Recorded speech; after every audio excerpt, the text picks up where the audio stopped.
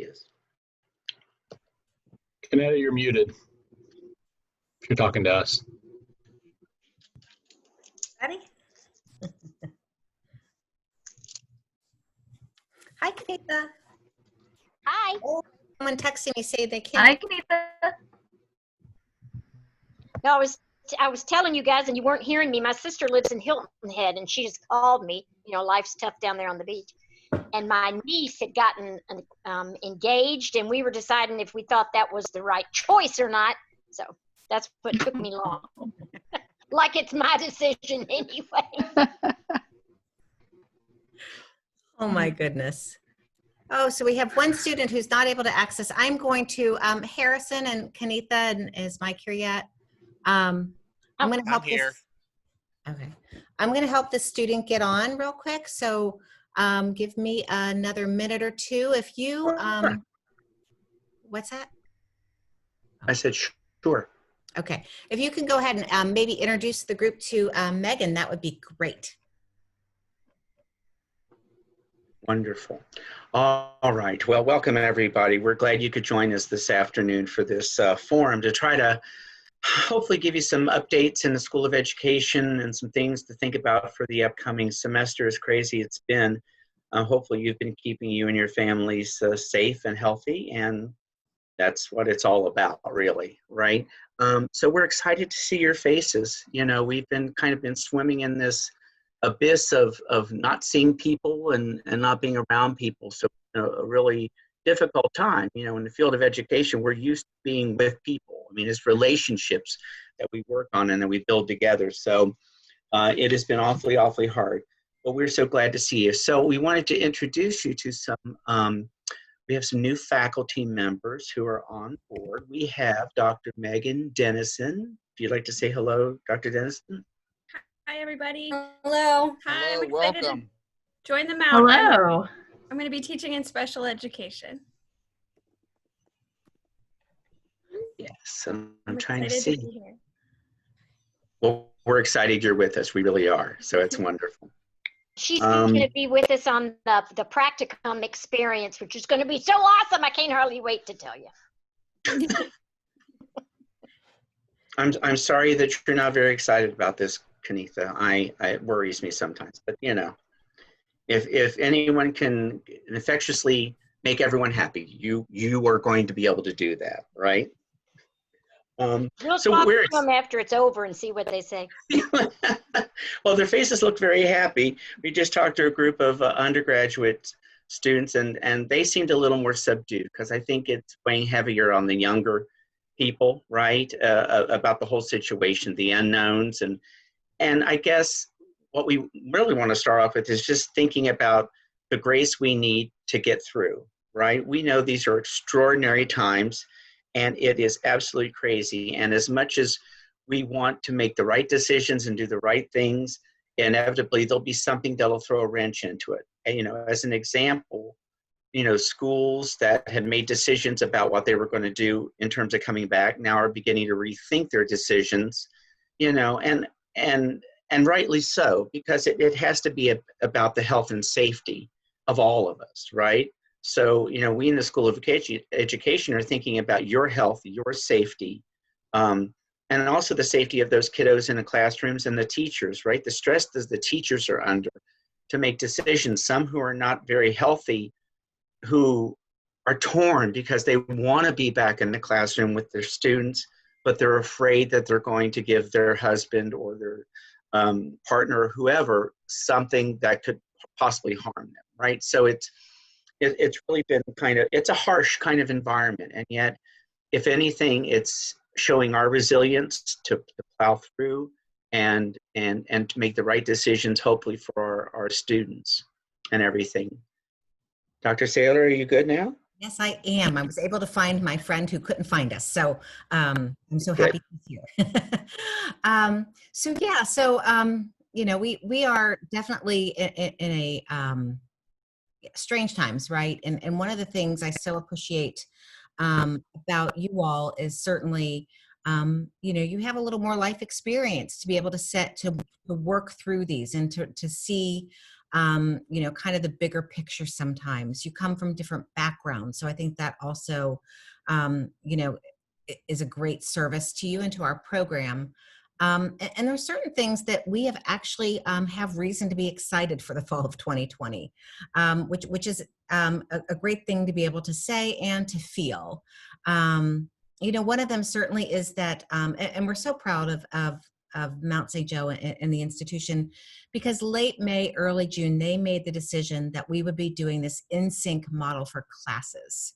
That would be the primary way that we deliver classes at the Mount. There will be a few face-to-face for things like labs, and they have to do a whole lot of work around that.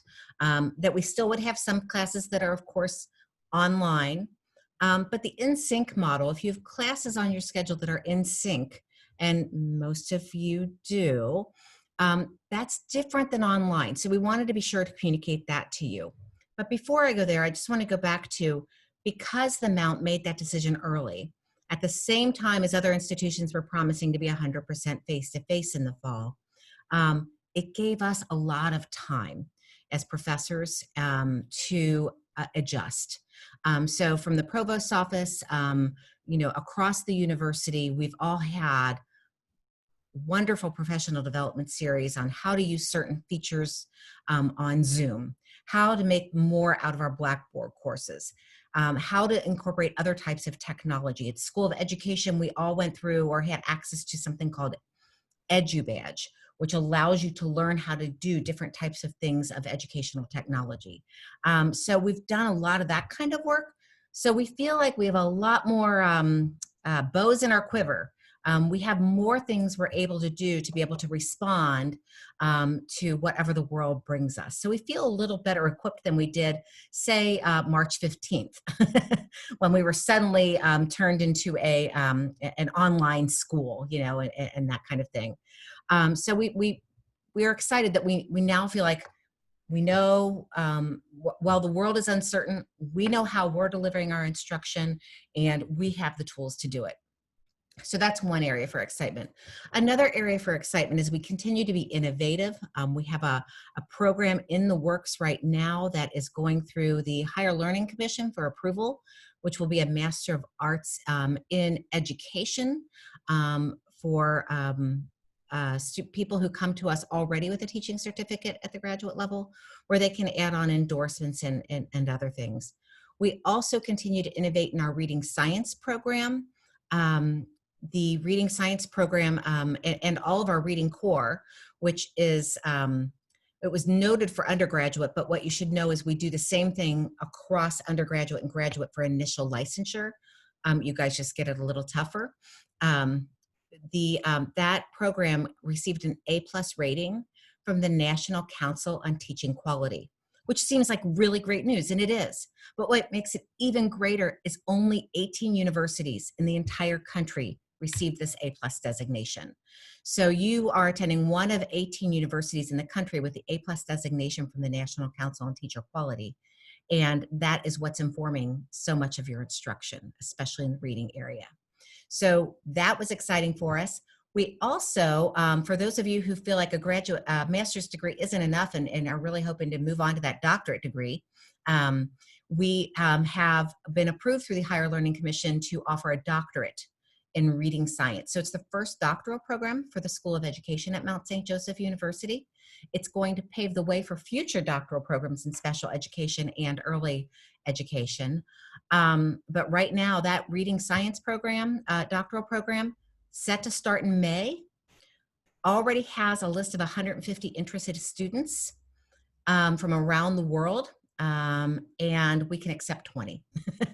So we've got a lot to celebrate right now, despite the pandemic. We keep moving forward. I think this summer I've seen faculty and staff working, so much, working so hard to make sure everything is ready for the fall, but not just that, looking long-term at what are we doing as a School of Education moving forward. So we also are excited that we've figured out ways to interact with you all when we can't be face-to-face. So not to say we won't be doing cartwheels, or at least for me, proverbial cartwheels, when we do get to be with you in a more face-to-face, not virtual, but real environment. So those are some things we're excited about. Faculty, are there other things that you wanted to share that are kind of updates that we're kind of looking forward to or excited about? I covered it all. Yeah. Well, I was talking about the practicum, and Megan and Beth D'Amico and I are going to have a joint effort, and we're going to be using some new techniques. We're going to be introducing micro teaching. That's the new latest, greatest thing. It helps you understand how to put content and classroom management, and it helps you to understand, here's what I'm going to do when I actually get out into the classroom. And we're also going to be putting in another piece that is from the book Powerful Teaching Tools, and it gives you ways to assess your students all along so that they are more ready to take that final assessment, or the retention that they have is a lot greater. Plus, I've saved the best for last, lesson planning. I know, look at all those smiling faces. There we go. Yeah.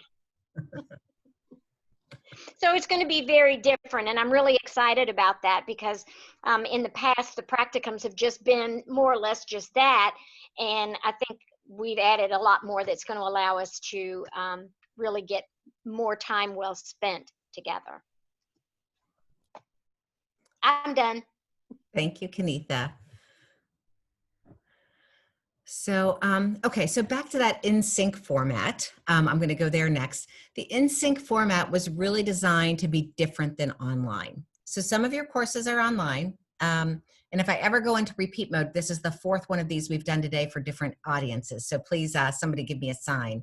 The online, you access completely asynchronously. So you're going to access your truly online courses that say, online on them, on your own timing, of course, with due dates and that kind of thing. The courses are set up to be offered that way.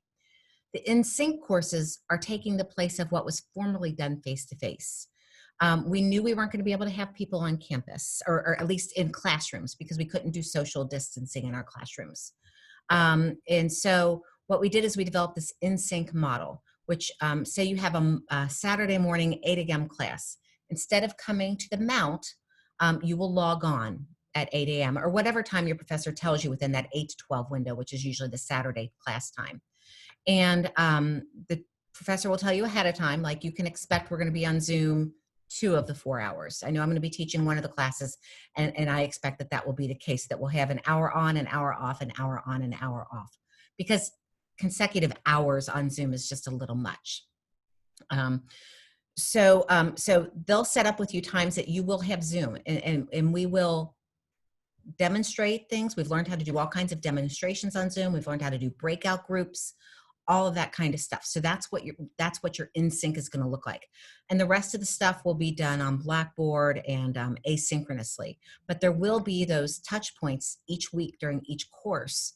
What we find is that our students, when courses aren't set up to be fully online, when they're not set up with all those details all worked out, it's really important for students to be able to have that touch point with the professor and with each other to try things out. So